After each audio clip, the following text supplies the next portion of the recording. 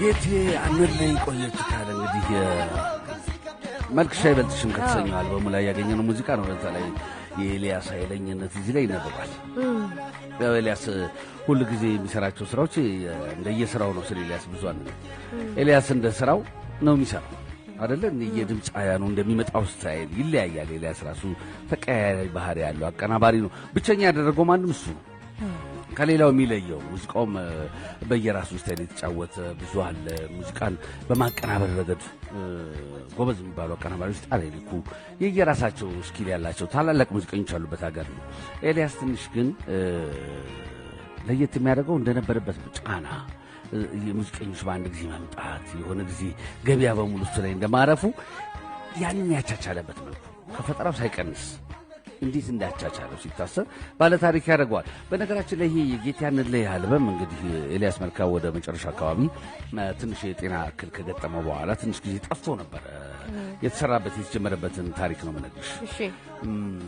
ይሄን አልበም ለመጀመር እንግዲህ ትንሽ ኤልያስ ትንሽ ማገገም ነበረበት። ማለት የመጀመሪያ ጊዜ ይሄ ስኳር ህመም እንዳለበት የሰማበት ጊዜ ወይም ደግሞ የጤና ሕክምና ክትትል እንደሚያስፈልገው ለራሱ ኮንዲሽን ጊዜ መስጠት እንደሚያስፈልገው የተነገረበት ጊዜ ነበረ።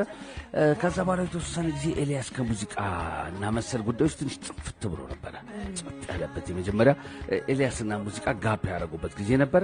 ከስቱዲዮ ግን አይወጣም። ከሙዚቀኞች ጋር የነበረው የስቱዲዮ ጨዋታ አንዳንድ ነገሮችም ድምፅ ራሱ በጣም ከፍ አድርጎ ከፍቶ እንደዚህ ምናምን እንደ በፊቱ እንደሚፈልገው ማቀናበር ነንስታፕ ቀንና ሌሊት መስራት ምናምን በሙሉ ተከልክሎ ነበር እና ሙዚቃ ራሱ ቀነስ አድርጎ እየሰማ የሚሰራበት ጊዜ ነበረ። እኔ በዛ ወቅት ነው ከኤልያስ ጋር በስቱዲዮ ጊዜ ያሳለፍኩት።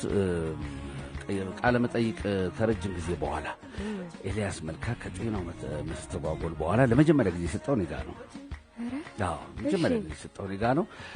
ያኔ ዛሚ ላይ ነበርኩና ጉድ ነው የተባለው። በጣም የሚወደው አይነት በጣም አስቤበት በጣም የምወደው ማከብረውን ሰው እንደመሆኑ መጠን በጣም ተዘጋጅቼ ሄጄ ነው ጥያቄ ኢንተርቪውን የሰራሁትና ያ ኢንተርቪው ከሄደ በኋላ ኤልያስ በጣም ወዶት ነበር። ራሱ ኢንተርቪው ወዶት ነበር። የተናገራቸው ያጫወቱት ያስወራሁት ነገሮች በጣም ደስ ብሎት ነበርና በሲዲ ነው ያኔ ሲዲ ነው ጊዜው መቼም ከስቱዲዮ ከሬዲዮ ስቱዲዮ አውጥተህ ኢንተርቪው ውስጥ ጠኛለኝ። የሚገርምሽ መልሼ ልስማዋለ እዛ በስቱዲዮ እንድንቀዳው ነበር እሱ የፈለገው። እዛው ራሱ ስቱዲዮ አለ አይደል? በስቱዲዮ ማይክ እንቅዳው ሲለኝ እኔ ደግሞ ወክማን ይዣለሁ።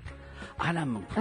ለምን መሰለሽ በቃ ኤልያስ የሚገኛል መሰለኝ እና ኤልያስን ማግኘት ሲገርመኝ እሺ ማለቱ ሲገርመኝ ደግሞ አሁን በስቱዲዮ ላስቸግረው እንደገና ሚክስ ላድርገው ምናምን ብሎ ከዛ መከራዬን ቢያበላኝ አይነት ነገር ባይገኝስ ውድኗ እግሬ መላለቀም ነው አይልህ መላለቀም ነው እንትን ላድርገው ወይ ምናምን ቆይ ደግሞ ተኝቷ ምናምን ተብሎ የሆነ ማሰቡ ጊዜ እኔ ነገ ማቅረብ እፈልጋለሁ ጓጉቻለሁ ኤልያስ የሚያልሰውና ከዛ በኋላ እሱ እጅ ላይ አድርጌ እንቅልፍ ሊወስድኝ አይችልም።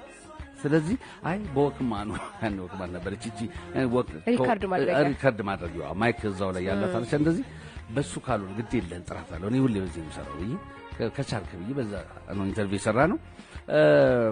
ከዛ በኋላ ያንን ኢንተርቪው አመጣልሃለሁ አልኩትና ከሄደ በኋላ ሳልወስድ ቀረው ነው በተለያዩ ጉዳዮች ላይ ሆኜ እመጣለሁ ወዲያው ብዬ ነበርና ደወለልኝ አንድ ቀን ያንን ኢንተርቪው አተመጣው ኧረ በነገው ዕለት ይዤ እመጣለሁ አልኩኝ። እንደውም በዛው ስትመጣ አለኝ ማረሳው ነገር ጊዜው የኢዲኤም የሚባለው ይሄ ጋና ሙዚቃ ይሄ እንደ መጀመሪያ የለም ምንድነው ይሄ ጀስቲን ቲምበርሌክ የሚባል ነበረ። የዛ ጊዜ በጣም ዓለም ላይ ሙዚቃ የነገሰ ይሄ ኤሌክትሮኒክስ ሙዚቃዎች የተጀመሩበት ጊዜ ነው። ከሂፕ ወደ ኤሌክትሮኒክስ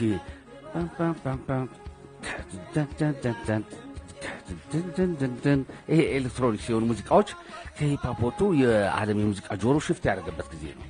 ኤልያስ ያንን ኤክስፐሪመንት ያደረገ ምርምር ያደረግ ነበር ወደ ኢትዮጵያ ለማምጣትና አንዳንድ ሙከራዎችን ሰርቷል በሱ አይነት ከለር። ለምሳሌ አቤል ሙሉጌታ ብትወስዱ የትኛው ወርቄ ነው ሰምና ወርቅ የትኛው ወርቄ ነው ሳፍትሽ ወርቆ የሚለው ማለት ነው። እሱ የሆነ ኤሌክትሮኒክስ ነገር አለው ትንሽ በዛ ጊዜ የነበረው ሙዚቃ ይመስላል። የኤልያስ የመጀመሪያ ሙከራው ነው። ከዛ በኋላ ግን በዛ ጊዜ የነበሩ በጣም ሆት የነበሩ ሙዚቃዎች ነበሩና የተወሰነ አንድ 10 ሙዚቃዎች ሰጠኝና የጌቴን አልበም መስራት እፈልጋለሁ አሁን ቀጣይ ለዛ እንዲሆነኝ ትንሽ ከተለመደው ወጣ አድርጎ ለማምጣት ፈልጓል። ወጣ አድርጌ ለማምጣት እነዚህ ሙዚቃዎችን በዛው ቀርተህ ይዘልኝ ትምጣት ይችላል። ከኢንተርቪው ጋር በሚገባ ከሬዲዮ ላይብራሪ እንደመጣው ነው ይልኝ ምን ችግር አለ ብዬ እነዛን ዘፈኖችን በሲዲ ለብቻ አደረኩና ኢንተርቪውን ማድረግ ወስጄ ሰጠሁትና አማራሰው ጊዜ ነበር ያ የጌታን ላይን ለመጀመር ሲያስብ እንግዲህ በዛ በጤና እክል ላይ ነው አስደንጋጭ ነገር ሰምቷል ለመጀመሪያ ጊዜ ትንሽ ራሱ ላይ ከዚህ በኋላ እንደ በፊቱ ቢያደርግ ብዙ እድሜ እንደማይኖሩ ተነግሮታል የመጀመሪያው ጊዜ ነው እንደዛ ሆኖ ግን የጌቴን አልበም ስለመጨረስ የሚያስበው አዲስ ያለውን ያለ ሙዚቃ ቁጭ ብሎ ሳይደምጥ ነው ከሕክምናው ከራሱን ከመንከባከቡ ጎን ለጎን ቁጭ ብሎ ከሙዚቃ አይወጣም ነበር ቀንሳሉ የተለያዩ ነገሮችን እዛ በጠረጴዛ ዙሪያ እየተወያየ የተለያዩ ባለሙያዎችን እያገኘ ይሰራው ነበርና ይሄኛውን ጌታ ያለው ሲሰሚ ታዲያ ረጅም ጊዜ ወስዷል በጣም ረጅም ጊዜ ደክሞበታል ያው ከጤናው ጋር እየታገለ ቢሆን ማለት ነው እውነትም እንዳለው ለየት ያለ ጌቴ ሰርቷል ጌቴ በብሉዝ አናውቀው በባህል ነው እናውቀዋል በብሉዝ ሙዚቃ ይዞት መጥቷል እዚህ ላይ እንደምትሰሚ ሙዚቃው በጣም የተለየ ያበደ አይነት ነው አሁን ሀገርኛ ቢት ነው እስክስታ ነው አይደል ግን ፍጹም ኮምፕሊት አይነት አዲስ አይነት ነገር ይዞ መጥቷል ይሄ ለማድረግ እንግዲህ በጣም ትምህርትና እንትን የሚፈልግ ነው በቀበርና በትምህርትና አንጣው ብንል በጣም ብዙ አመታት የሚፈልግ ነገር ነው ግን ተሰጥኦ ሲሆን ብቻ ይቻላል ያንን ያየንበት ነው ከባድ አልበም ነው መልክሽ አይበልጥሽም